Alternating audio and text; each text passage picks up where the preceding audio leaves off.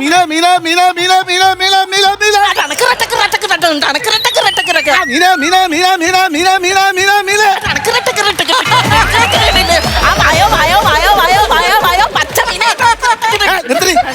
വിജയ് കളിച്ചോണ്ടിരിക്കാതെ കച്ചവടം ചെല്ലുപടി തോൽവി. ഇന്ന് ചെറുക്കന്റെ കോളേജ് ഫീസ് കട്ടണം. ചെറുക്കന്റെ കോളേജ് ഫീസ് കെട്ടണമെങ്കിൽ ഇലക്ട്രീഷനെ വിളിച്ച് കേട്ടോ, എന്നെ വിളിച്ച് കെട്ടാൻ പറ്റത്തില്ല. പച്ചമീൻ വെച്ചാൽ ഞാൻ അടിക്കും കേട്ടോ. അതാ പറഞ്ഞത്, ഫീസ് കൊടുക്കണം, ഇല്ലെങ്കിൽ ക്ലാസ്സിൽ നിന്ന് ഇറക്കി വിടുന്നു ചെറുക്കനെ. അയ്യോ, അവന് പിന്നെ എന്നാ ക്ലാസ്സിൽ കയറിയിട്ടുള്ളത്?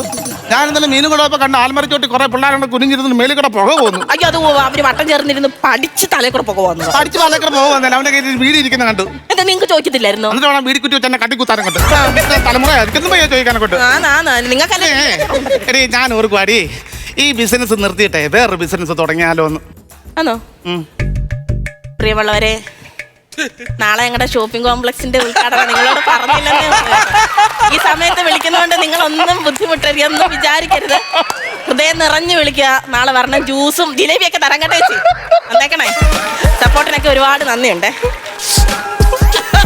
എന്തുവാ എന്നെ പറ്റിക്ക് വരുന്നില്ല? എന്തുവാ? ഞാൻ ഒരു മണ്ടനൊന്നും അല്ലടി.